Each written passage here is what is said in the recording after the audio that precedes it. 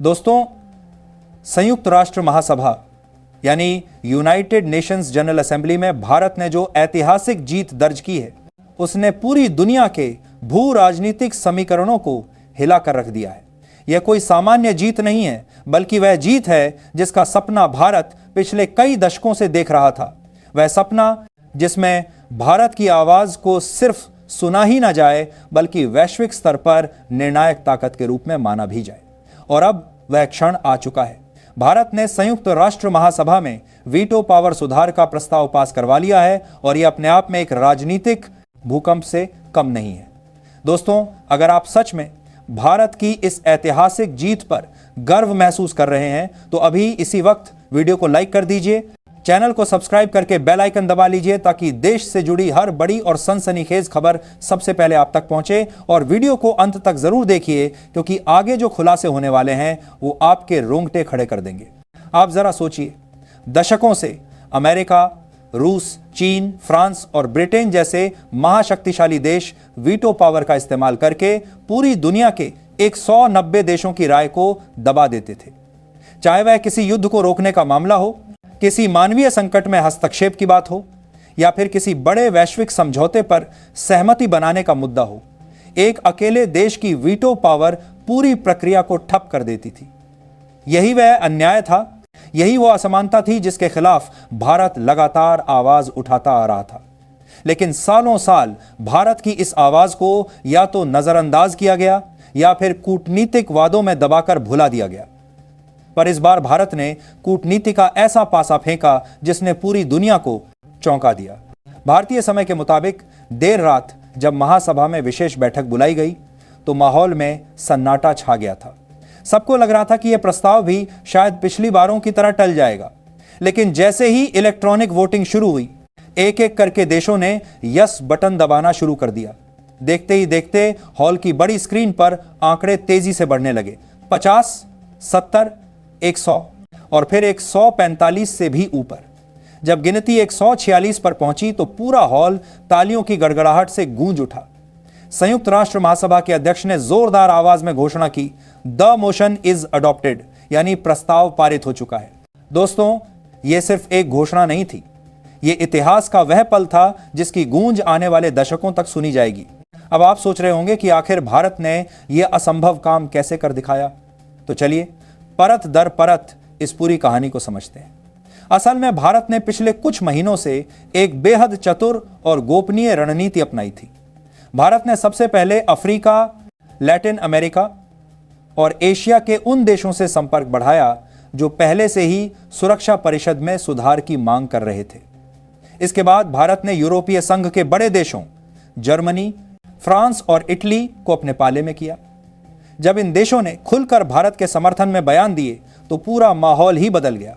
सबसे बड़ा झटका तब लगा जब अमेरिका और ब्रिटेन जैसे परंपरागत वीटो धारक देशों के कुछ सांसदों और रणनीतिकारों ने माना कि भारत की मांग बिल्कुल जायज है और दुनिया को एक समान प्रतिनिधित्व चाहिए।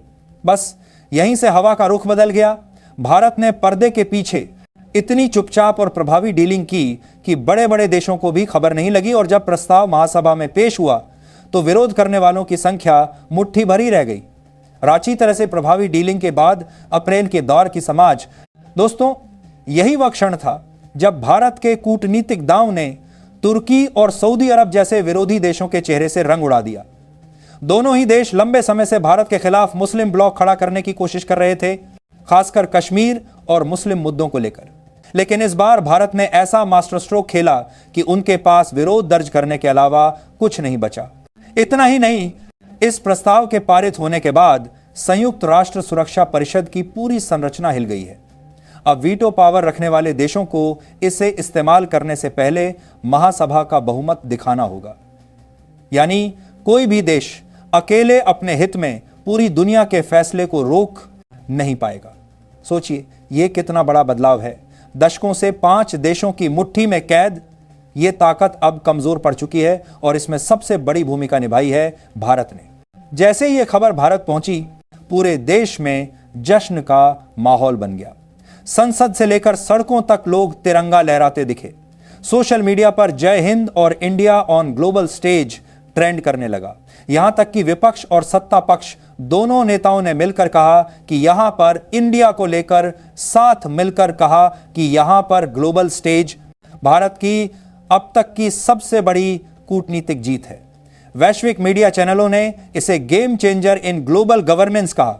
वहीं बीजिंग और मॉस्को में बेचैनी साफ देखी गई। चीन को तो यह सबसे बड़ा झटका लगा, क्योंकि वह हर बार भारत की स्थायी सदस्यता और वीटो सुधार के रास्ते में अड़ंगा डालता रहा था। लेकिन दोस्तों, कहानी यहीं खत्म नहीं होती। असली धमाका तो तब हुआ जब इसी दौरान भूमध्य सागर से एक और बड़ी खबर सामने आई। भारत ने वहां पर एक गुप्त लेकिन बेहद शक्तिशाली नौसैनिक अभ्यास किया, जिसमें फ्रांस, ग्रीस और साइप्रस जैसे देशों की नौसेनाएं शामिल थीं। यह अभ्यास उस क्षेत्र में हुआ जो तुर्की के प्रभाव क्षेत्र में आता है। यानी भारत ने सीधे तुर्की को उसके घर के पास जाकर चेतावनी दे डाली कि अब भारत सिर्फ हिंद महासागर का शेर नहीं है बल्कि भूमध्य सागर तक अपनी ताकत पहुंचा चुका है।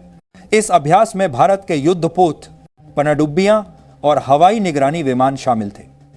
सूत्रों का कहना है कि यह सिर्फ साधारण ड्रिल नहीं थी, बल्कि इसमें कई गुप्त संदेश छिपे थे।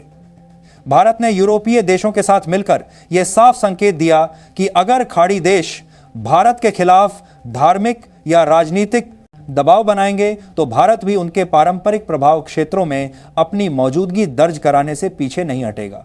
तुर्की मीडिया की माने तो उनकी नौसेना ने भारतीय जहाजों की गतिविधियों पर पैनी नजर रखी और कई बार निगरानी विमान भी भेजे। लेकिन भारत ने जिसी से आरो प्रेसीज में आगे उनकी नौसेना ने जिसके भारत में निराना को जानता है, नीत्रा को जानता है, जिसके लिए हठारा को चाहता है। सधे हुए अंदाज में यह अभ्यास पूरा किया। उसने तुर्की और सऊदी दोनों की धड़कनें बढ़ा दी हैं। अब जरा सोचिए, एक तरफ संयुक्त राष्ट्र महासभा में भारत ने 146 देशों का समर्थन जुटाकर वीटो सुधार का प्रस्ताव पास करवा लिया और दूसरी तरफ भूमध्य सागर में जाकर विरोधियों को दिखा दिया कि भारत की सैन्य पहुंच अब किसी सीमा में बंधी नहीं है। ये दोनों घटनाएं मिलकर उस भारत की तस्वीर पेश करती हैं जो अब दबावों में झुकने वाला नहीं बल्कि दूसरों पर दबाव बनाने वाला है। इस पूरे घटनाक्रम का सबसे रोमांचक पल वह था जब अफ्रीका और लैटिन अमेरिका के देशों ने मंच पर आकर भारत के प्रतिनिधि से हाथ मिलाया और कहा, यह सिर्फ भारत की जीत नहीं बल्कि पूरी दुनिया की जीत है। इस एक बयान ने भारत की जीत को वैश्विक जनमत की ताकत बना दिया। दोस्तों, भारत की इस जीत का असर आने वाले समय में बहुत गहरा होगा। अब कोई भी महाशक्ति अकेले पूरी दुनिया की आवाज दबा नहीं पाएगी। भारत ने न सिर्फ अपनी कूटनीतिक शक्ति दिखाई बल्कि यह भी साबित कर दिया कि वह 21वीं सदी का निर्णायक वैश्विक खिलाड़ी है। सोचिए, कल तक जो भारत सिर्फ एक उभरती हुई शक्ति कहा जाता था, आज वही भारत महाशक्तियों को उनकी औकात दिखा रहा है। चाहे वह अमेरिका का टैरिफ वॉर हो, सऊदी की दबाव की कोशिशें हों या तुर्की की चेतावनियां, भारत ने सबको करारा जवाब दिया है। और दोस्तों, यही है असली न्यू इंडिया। एक ऐसा भारत जो अब झुकता नहीं बल्कि डटकर खड़ा होता है। एक ऐसा भारत जो सिर्फ अपने लिए नहीं बल्कि पूरे विश्व के लिए न्याय और समानता की आवाज उठाता है। और यही कारण है कि इस बार जब महासभा में वोटिंग हुई तो पूरी दुनिया ने भारत के साथ खड़े होकर एक नए युग की शुरुआत कर दी। तो दोस्तों, यह सिर्फ भारत की जीत नहीं बल्कि हम सब की जीत है। यह जीत उस हर भारतीय की है जो अपने तिरंगे पर गर्व करता है। यह जीत उस हर आवाज की है जो सालों से दबाई जा रही थी। और यह जीत उस भविष्य की है जिसमें सिर्फ 5 नहीं बल्कि पूरी दुनिया की आवाज गूंजेगी।